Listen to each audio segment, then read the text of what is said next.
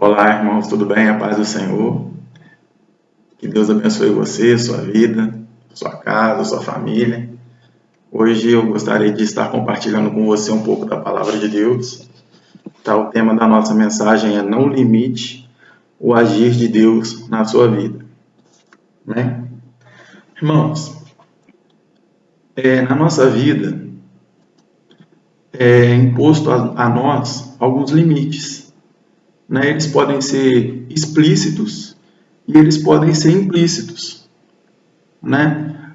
Por exemplo, as leis, elas mostram para nós que se nós tomarmos algumas atitudes, nós sofreremos sanções, ok? A nossa vida financeira, por exemplo, ela nos mostra o que nós podemos e o que nós não podemos comprar.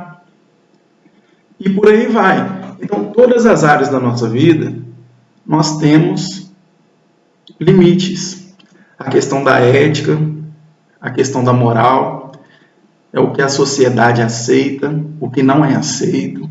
Então, são vários limites que são impostos a nós, que nós temos que cumprir. Porque se nós desobedecermos esses limites, nós podemos sofrer sanções, nós podemos ser punidos pela sociedade, né? Então, eu gostaria de estar vendo com você aqui, que será que existe limites para nós no plano espiritual? Será que existe limites para o agir de Deus na nossa vida? É isso que nós vamos ver aqui nessa mensagem. Em Filipenses, abre a sua Bíblia comigo. Em Filipenses, no capítulo 4, versículo 13, diz assim: posso todas as coisas naquele que me fortalece. Amém? E em Lucas, capítulo 1, versículo 37. Lucas, capítulo 1, versículo 37. Jesus diz assim: que nada é impossível para Deus. Ou seja, Deus ele é capaz de solucionar qualquer problema. Amém? Deus ele é capaz de solucionar qualquer situação, qualquer coisa. Nada foge do controle de Deus. Amém? A disposição para Deus de interferir na nossa vida, irmãos, ela é ilimitada. Não existe limites para Deus agir na minha vida. Não existe limites para Deus agir na sua vida. Tá? Só que nós, como seres humanos, dotados de livre-arbítrio, né? Dotados de livre-arbítrio, nós temos a escolha de querer ou não receber esse agir de Deus em nós. Veja o que está escrito aí em Apocalipse capítulo 3, versículo 20. O próprio Jesus diz assim: eis que estou à porta e bato. Se alguém ouvir a minha voz e abrir a porta, veja bem, se alguém ouvir a minha voz e abrir a porta, entrarei e cearei com ele e ele comigo. Esse versículo nos mostra que depende de uma ação nossa, de uma escolha nossa, seguida de uma ação. Eu decido, eu escolho servir a Deus, e isso depende de uma ação minha. Essa ação minha é o quê? Abrir a porta. Tá? E o que vai mudar a minha vida, isso vai mudar a minha vida no plano espiritual e, consequentemente, a minha vida terrena, no plano terreno. Tá ok? Porque nós somos os responsáveis por definir até onde o Senhor pode trabalhar no nosso caráter. Isso é escolha minha, é escolha sua, irmãos. Tá ok? Isso é escolha nossa. Abra sua Bíblia comigo em 2 Reis, capítulo 13. Vamos pegar aqui. 2 Reis, capítulo 13, do versículo 14 ao 19. Diz assim a palavra de Deus. Ora, Eliseu estava sofrendo da doença da qual morreria. Então Jeoás, rei de Israel, foi visitá-lo e, curvado sobre ele, chorou gritando: meu pai, tu és como os carros e os cavaleiros de Israel. E Eliseu lhe disse: traga um arco e algumas flechas. E assim ele fez. Pegue o arco em suas mãos, disse ao rei de Israel. Quando pegou, Eliseu pôs suas mãos sobre as mãos do rei. Ele disse: abra a janela que dá para o leste e atire. O rei o fez, e Eliseu declarou: essa é a flecha da vitória do Senhor, a flecha da vitória sobre a Síria. Você destruirá totalmente os arameus em Afeque. Em seguida, Eliseu mandou o rei pegar as flechas e golpear o chão. Ele golpeou o chão 3 vezes e parou. Olha só, ele golpeou o chão 3 vezes e parou. O homem de Deus ficou irado e com ele disse: você deveria ter golpeado o chão 5 ou 6 vezes. Assim, iria derrotar a Síria e a destruiria completamente. Mas agora você a vencerá somente 3 vezes. Irmãos, o que nós podemos aprender assim, com esse versículo? Isso não mostra uma ação profética. Acordaria a vitória ao povo de Israel sobre os sírios. Mas o rei Jeoás, ele limitou a agir de Deus ali. Quando ele poderia ter tirado 5 ou 6 vezes, como disse o profeta, ele atirou apenas 3 vezes. E isso limitou o número de vitórias do povo de Israel sobre a Síria. Tá? E nos tempos atuais, nós podemos ver muitas coisas que acabam limitando o agir de Deus em nós. Né? O nosso orgulho, a vergonha, a timidez, a soberba, às vezes a pessoa achar que é melhor que o outro. São alguns dos sentimentos que podem nos levar a impor limites a Deus. Abra sua Bíblia em Coríntios, 2 Coríntios 3:13. 2 Coríntios, capítulo 3, verso 13. O apóstolo Paulo diz assim: e não somos como Moisés, que punha um véu sobre a sua face,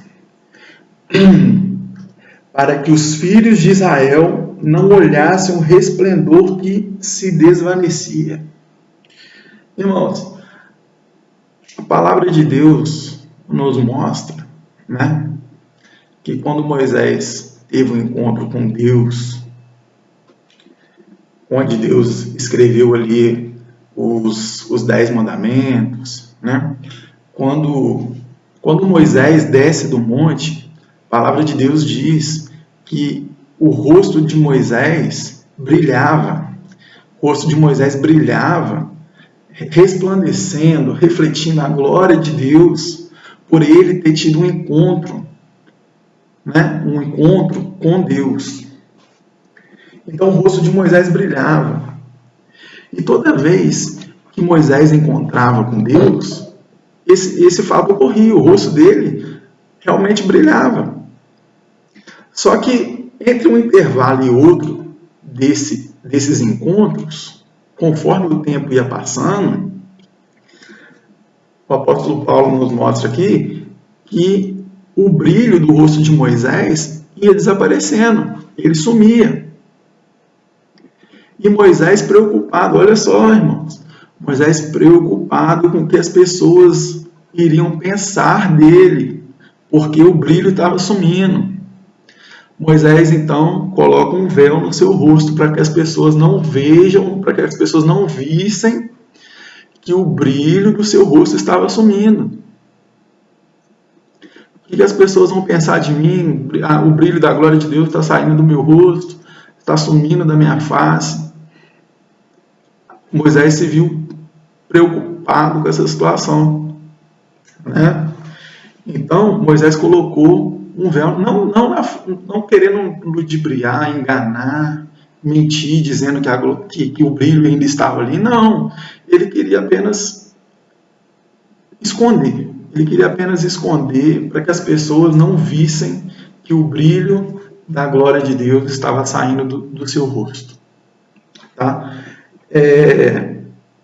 E de acordo com o apóstolo Paulo, Moisés acabou ocultando isso, querendo esconder esse caso, né? Essa glória, esse brilho que estava sumindo. Moisés não queria expor para as pessoas esse fato. E nós podemos ver hoje, irmãos, quantas pessoas estão se escondendo atrás de um véu, né? Eu fui criado na igreja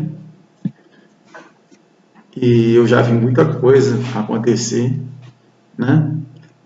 Esse véu, irmãos, ele pode ser um cargo, ele pode ser um casamento, né? Ele pode ser uma condição financeira, né? As pessoas elas não gostam de demonstrar que elas estão sofrendo algum tipo de problema, né? Elas não querem demonstrar, elas ficam preocupadas, assim como Moisés ficou lá.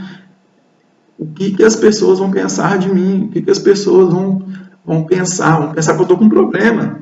Mas todos nós temos problemas, irmãos. Nós não temos que ocultar isso. Às vezes a pessoa vai na igreja, a palavra de Deus fala diretamente a ela, vai diretamente no problema dela. Aí o pastor chama para ela ir lá na frente, para ela receber uma oração. E a pessoa não vai pensando no que a outra vai pensar dela. Você já viu isso? A igreja é um hospital espiritual. A gente chega no hospital, por exemplo, a gente chega no médico e fica assim, poxa, eu estou com medo do que o médico vai pensar de mim, eu estou com um problema. É lógico que você está com um problema. Ok, irmãos? Lógico que a gente tem problema, todos nós temos problema. Cada um tem um problema diferente, mas todos nós temos problema. Tá? A palavra de Deus, irmãos, nos diz, deixa eu só achar aqui. A palavra de Deus nos diz que nós somos templo do Espírito Santo de Deus. O Espírito Santo, ele habita em nós. Então vamos pensar o seguinte, eu moro aqui nessa casa. Eu tenho as minhas limitações. E eu que sou limitado, você que é limitado, se nós somos capazes de melhorar o ambiente, melhorar a nossa casa, por maior limitação que nós tenhamos, nós somos capazes de pintar uma parede, de trocar uma lâmpada que está queimada, né, de fazer uma faxina na casa, que nós gostamos de morar num ambiente limpinho, não é verdade? Se nós que somos limitados, nós somos capazes de melhorar o ambiente que nós vivemos, quanto mais Deus, que não tem limites. E nós somos a morada dele, nós somos o templo do Espírito Santo. Não é a parede, não é o templo que está lá no Marumbi lá. Somos nós. Eu e você. Nós somos a igreja de Deus. Nós somos a casa de Deus. Então, existem muitas áreas. Existe, por exemplo, uma área que ninguém limita Deus de agir. Vou colocar aqui a área financeira. Nessa área, todo mundo quer que Deus age com com pressão mesmo, não é verdade? Deus quer que todo mundo age ali com... Agora, quando eu falo com Deus assim, Deus, nessa área aqui o Senhor não age. É a mesma coisa, irmão, que eu dizer para Deus assim, Deus só pode agir na cozinha, pode agir na copa, pode agir na sala, mas no quarto o Senhor não vai. No quarto o Senhor não vai, não. Isso, irmãos, acaba impedindo que nós vivamos na plenitude de Deus. Isso acaba impedindo que nós venhamos a viver os planos de Deus por completo na nossa vida. Isso acaba impedindo o agir de Deus por completo na nossa vida. E quem acaba colocando esses limites somos nós, somos eu e você. Não é que Deus não quer trabalhar, não. Às vezes a pessoa está com um problema no casamento, mas ela não quer se expor. Ela fala, Deus, nessa área o Senhor não toca. Vai ficar com um problema no casamento, irmão. Deus não vai agir sem a permissão da pessoa, sem a vontade da pessoa, não. Deus respeita a nossa decisão. Muitas pessoas vão na igreja, irmãos, buscar a solução para o problema, e Deus quer solucionar aquele problema, mas a própria pessoa impede Deus de agir naquela área. É o véu, a pessoa não quer se expor, a pessoa não quer. Deus conhece a nossa vida, Deus conhece os nossos pensamentos, Deus sabe a área que precisa ser trabalhada em cada um de nós, mas precisa de uma ação nossa, precisa de uma atitude minha, precisa de uma atitude sua. Tá ok? Nós não precisamos, irmãos, agir na igreja com vergonha, com medo do que o outro vai pensar. Eu vou orar aqui, eu vou orar em línguas, o que o irmão vai pensar de mim? O que é isso, gente? Não tem que ter vergonha da presença de Deus, não. A palavra de Deus, nós não precisamos de usar de artifícios, irmãos, para ter liberdade na casa de Deus. Nós não precisamos de apagar a luz, de pintar a igreja de preto, para eu poder sentir liberdade de poder orar, de poder cantar, de poder falar em língua. Eu não preciso disso. A palavra de Deus nos diz que em 2 Coríntios capítulo 3, versículo 17, ora, o Senhor é Espírito, e onde está o Espírito do Senhor, ali há liberdade. Amém? Ali há liberdade. A liberdade é pelo Espírito de Deus, não é através de artifício, ou apagar a luz. Não tem isso não, irmãos. É o Espírito de Deus. Nós precisamos ser cheios do Espírito Santo de Deus. Amém? E para terminar essa mensagem, tá? Eu quero deixar para vocês aqui, ó. Está escrito em 1 Pedro, capítulo 5, versículos 6 e 7. Diz assim, portanto, humilhem-se. Olha só, humilhem-se. Deixe o orgulho de lado, tira o véu. Humilhem-se debaixo da poderosa mão de Deus, para que Ele os exalte no tempo devido.